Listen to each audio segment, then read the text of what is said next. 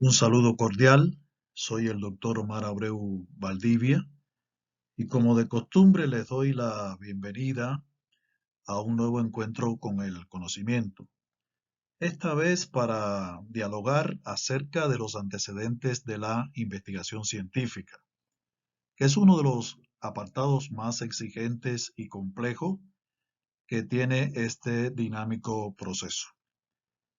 Me he propuesto intercambiar con ustedes no solo por ese alto nivel de dificultad que tiene la concreción y la elaboración de los antecedentes de la investigación científica, sino porque he escuchado con bastante frecuencia que se confunde a los antecedentes con la justificación de la investigación y no son lo mismo, no tienen el mismo propósito dentro del desarrollo de una investigación. En la descripción de este video les dejo también un link para que tengan acceso a un video que hice anteriormente en el que explico en qué consiste la justificación. Entonces podrán hacer la comparación y establecer las diferencias que existen entre ambos apartados. Estas cuatro imágenes tienen la intención de ilustrar ese momento inicial de la investigación. En el estado ese que significa el punto de partida, puede haber incertidumbre, indefiniciones y puede existir una nebulosa. Inevitablemente tiene que existir un punto de partida, porque la investigación es un proceso, para llegar después a un lugar intermedio y finalmente arribar a ese punto de llegada que nos hemos propuesto en el objetivo principal de la investigación, en el objetivo general. Pero no es posible transitar por todo ese proceso sin el uso de los antecedentes. Este apartado, la búsqueda de información seria, responsable, científicamente argumentada, es indispensable para que podamos transitar exitosamente y llegar a lograr el objetivo propuesto. Si acudimos al diccionario de la Real Academia de la Lengua Española, que yo aconsejo que siempre lo tengamos a mano en todo ejercicio académico, profesional, científico, encontramos que la palabra antecedentes significa acción, dicho o circunstancia que sirve para comprender o valorar hechos posteriores. Esta definición nos puede entonces orientar hacia el rumbo que debemos tomar para escribir correctamente los antecedentes de la investigación y también para valorar lo que significan dentro de este complejo proceso. En la investigación científica, como en muchos aspectos de la vida cotidiana, y especialmente aquellos que nos permiten comprender la verdadera esencia de los objetos y los fenómenos, necesitamos saber de dónde se parte, hasta dónde se ha llegado en el proceso que ha precedido a nuestra investigación y qué falta por aportar. Aquí debemos concentrar nuestra atención cuando de los antecedentes de la investigación científica se trata. Les sugiero utilizar estas preguntas que he elaborado cuidadosamente como una especie de brújula que nos pueden orientar en el proceso de elaboración de los antecedentes de nuestra investigación. El punto de partida puede ser el siguiente: ¿qué se publicó con anterioridad acerca del tema que investigo? ¿Quiénes lo publicaron? Porque hay autores que ya han ganado un prestigio y su nombre es bien conocido en relación con algunos objetos del conocimiento, con algunos procesos investigativos, y entonces es muy importante que los tengamos identificados y que también los utilicemos en nuestros antecedentes. ¿Dónde se publicó? Este es un punto de mucho valor. Otras veces he dicho que tratemos de utilizar información que esté indexada en bases de datos que son muy significativas, como puede ser la Web de la Ciencia, como puede ser Scopus o Cielo en menor medida. No es posible, no es admisible que utilicemos una información que no esté bien acreditada, que no sea seria y que venga de cualquier parte simplemente porque esté publicada en Internet. ¿Desde qué perspectiva se ha investigado el problema que enfrento?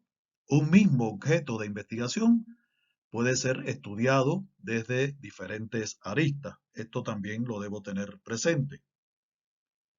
¿Cuáles son los postulados que coinciden con mi punto de vista? No tiene que haber una coincidencia total. El conocimiento es muy diverso, heterogéneo y además infinito. Y por tanto, los autores no necesariamente tienen que coincidir unánimemente acerca de algún asunto. ¿Cuáles son los postulados que difieren desde mi punto de vista o con mi punto de vista? Y no tengo que enfrentarlos abiertamente ni agresivamente. Si los critico, debo hacerlo con todo respeto y, por tanto, debo utilizar argumentos lógicos que me permitan sustentar una posición. Para ello tengo que conocer también cuáles son los que utilizan en la defensa de sus posiciones los autores que coinciden conmigo y aquellos que no lo hacen. ¿Qué novedades necesito resaltar de esas investigaciones anteriores? ¿Cuáles son los puntos clave, novedosos, que tienen valor también para la investigación que estoy desarrollando? Y si hay puntos que necesito resaltar, también es necesario que encuentre los vacíos que existen en esa teoría precedente. Tengo que preguntarme entonces cómo los puedo cubrir, es decir, cómo puedo cubrir esos vacíos teóricos con la investigación que estoy desarrollando, cómo voy a superar los aportes que realizaron otros investigadores. No podemos sentirnos conformes, debemos tratar de elevar el conocimiento acerca de ese objeto o de ese fenómeno a un nivel superior. ¿Y en qué consiste la novedad de lo que propongo?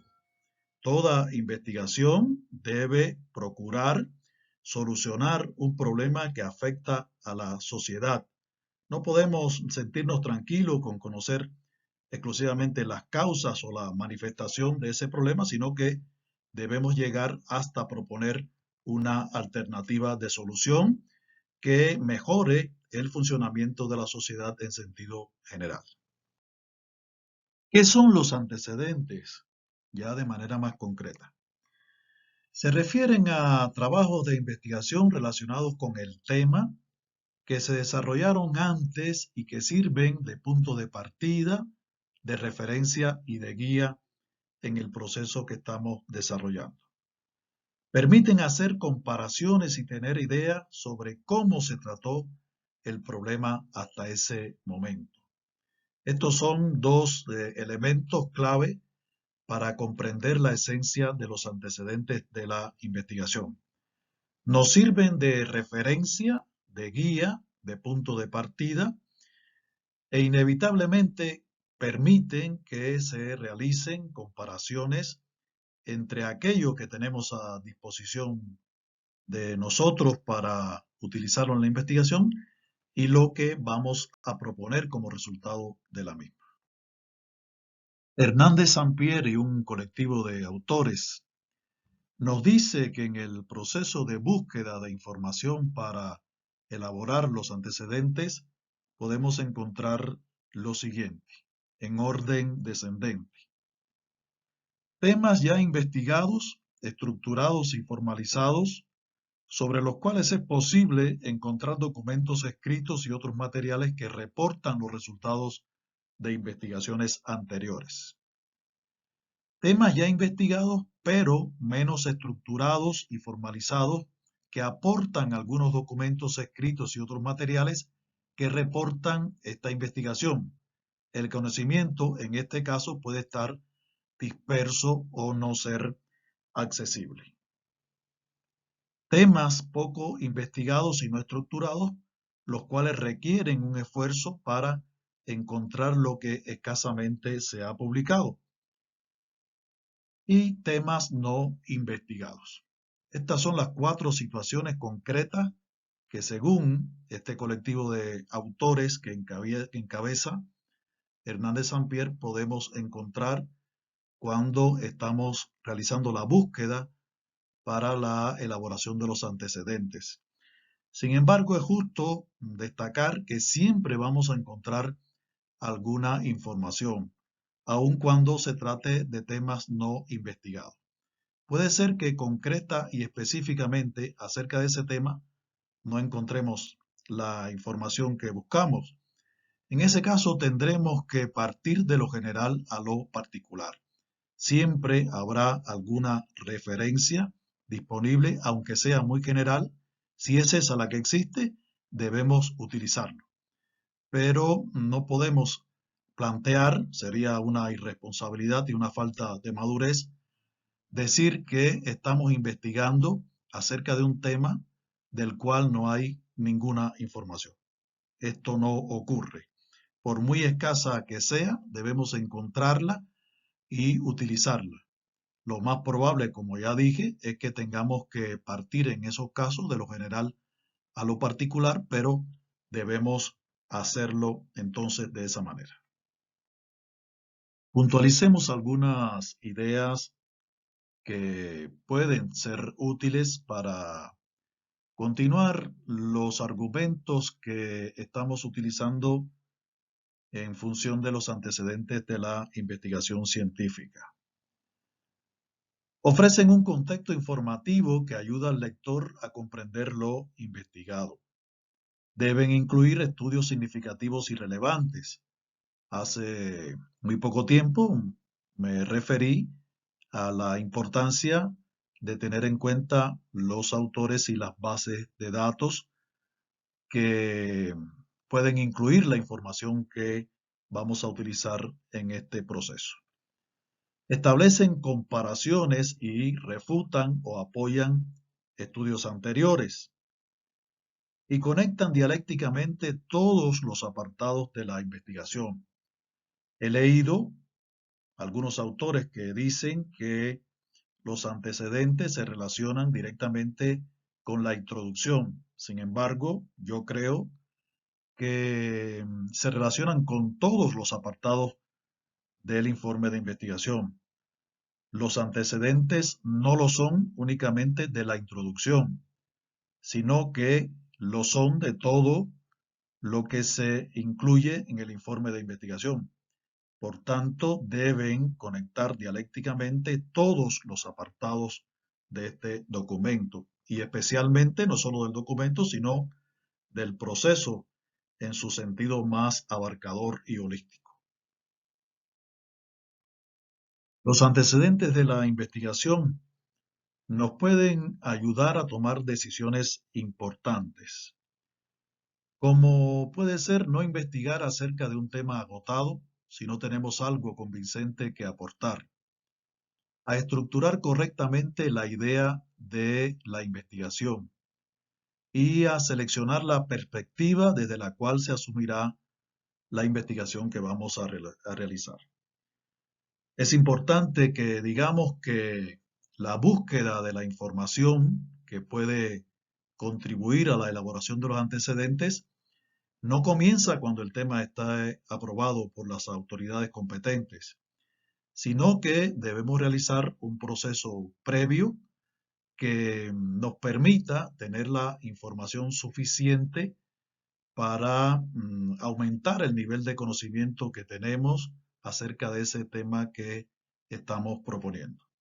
Y en esencia, si lo hacemos de esa manera, podemos tomar las decisiones que acabo de comentarles. Aprovecho este momento para insistir en que la investigación no es resultado de la aplicación de un solo método. Digamos, por ejemplo, que en el proceso de elaboración de los antecedentes utilizamos métodos como el estudio documental, el histórico lógico, el análisis y la síntesis, el genético y el hermenéutico, entre otros. Aprovecho para resaltar la idea del doctor Carlos Álvarez de Saya, que insiste en que lo histórico y lo lógico y el análisis y la síntesis son procesos que se complementan. Vuelvo a decir que cuando leo algún informe en el que se dice que la investigación es resultado de la aplicación de una encuesta o de una entrevista, me parece total y absolutamente absurdo. ¿Significa entonces que esa investigación no tiene, por ejemplo, antecedentes?